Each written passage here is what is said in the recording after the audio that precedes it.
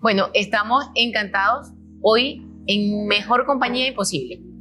Aquí estamos con el doctor Napoleón Guevara, infectólogo brillante. Tú has estado en la Sociedad Venezolana de Infectología, has sido presidente, un currículo gigantesco, una formación única, gran experiencia, florestero además, en este sitio especial donde estamos hoy. Y para todos los que conocen la familia de la floresta, era y es y sigue siendo un sitio muy especial en memoria de nuestro doctor Osvaldo Caro. Bien, hoy queremos hablar de temas que competen. Ustedes dirán, ¿qué hace una pediatra infectólogo, una pediatra neumonólogo hablando con un infectólogo de adultos? Hay temas siempre en común. Y es que a mí me encantaría saber, ¿dónde quedan las vacunas del paciente adulto? Y es cierto que nosotros como pediatras somos los únicos responsables de vacunar a la población. Buenos días, gracias Julia por la invitación. Me siento muy complacido de estar aquí, yendo directamente al grano, ¿no? Acerca de lo que me pregunta. Las vacunas básicamente han cambiado la historia de la humanidad, ¿no? La única enfermedad que se ha erradicado de la faz de la Tierra es la viruela, y es gracias a las vacunas. Existe el mito que la población indioamericana fue devastada por los conquistadores cuando llegaron a tierras americanas y descubrieron las tierras americanas, por lo que hoy llamamos el continente americano. Ellos no sabían que estaban descubriendo un continente, pero realmente la mayor responsabilidad de la pérdida de vida en el continente fueron las enfermedades infecciosas. Y dentro de esas enfermedades infecciosas, la viruela fue una de las responsables de la mortalidad elevada de los pobladores originarios, o lo que ya se llama hoy pobladores originarios del continente. Hasta el siglo, bien entrado el siglo XIX, hubo epidemias de viruela de forma constante en el continente. Asimismo también el sarampión. Y todo eso se logró controlar con la vacuna de la viruela. Y para el año 1980, más o menos, la viruela fue declarada por la Organización Mundial de la Salud como erradicada de la faz de la Tierra. Ahorita estamos en... Y quedaron las marcas, por supuesto. Sí, ahorita estamos en una fase, estamos erradicando, o la humanidad prontamente, Dios quiera más tarde, más temprano que tarde, logrará erradicar también la poliomielitis de la faz de la Tierra. Sí.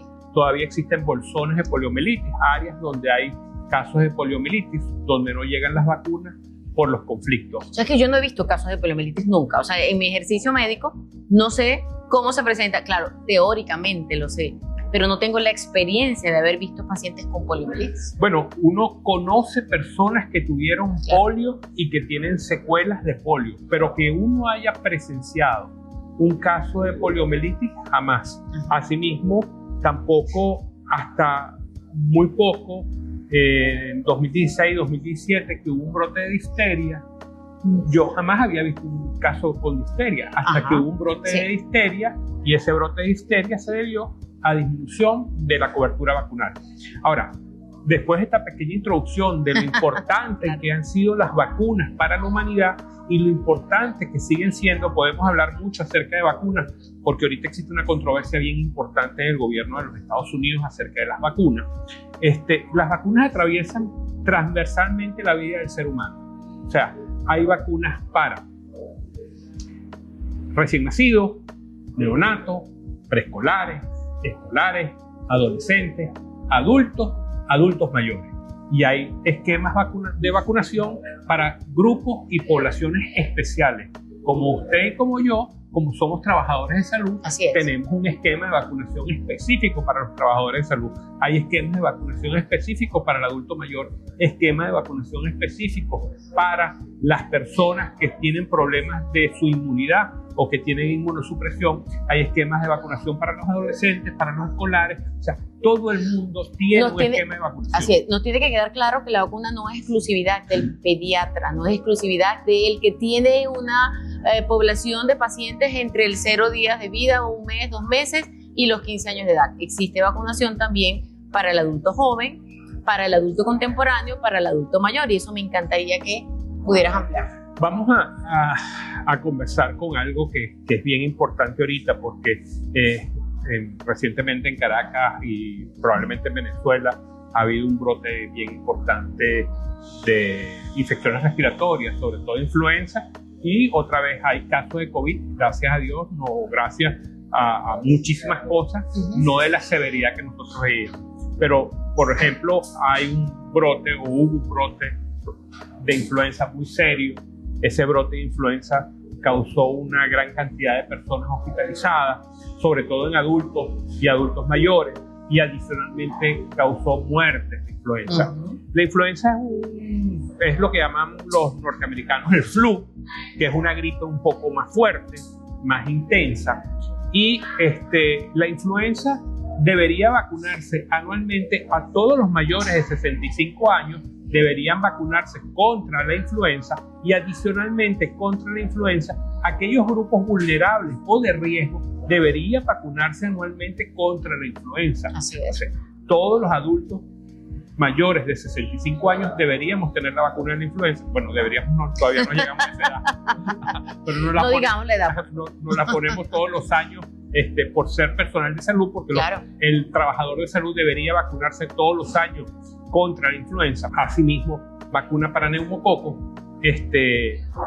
Hay una cosa importante.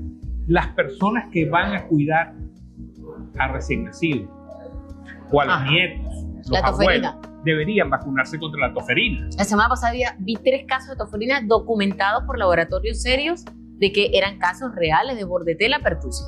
O sea, existe toferina. ¿Y por qué existe toferina? Por la disminución de las tasas de cobertura vacunal.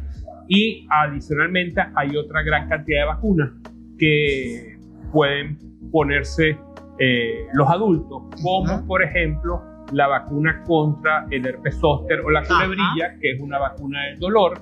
Y por ejemplo, si vamos a hablar de adolescentes, tenemos vacunas contra el cáncer, que es la vacuna contra el virus del papiloma humano, que es una vacuna en contra del cáncer, no es una vacuna para evitar, bueno, puede evita la infección del VPH y evita lo que llaman la enfermedad verrugosa o las verrugas, pero fundamentalmente una vacuna diseñada para prevenir el cáncer. Súper importante, siempre he dicho que es una de las más completas que conozco y le he recomendado, y mientras más temprano la coloquemos acorde a la edad, que es a partir de los 9 años, el efecto protector es superior. Y no solo es a partir de los 9 años.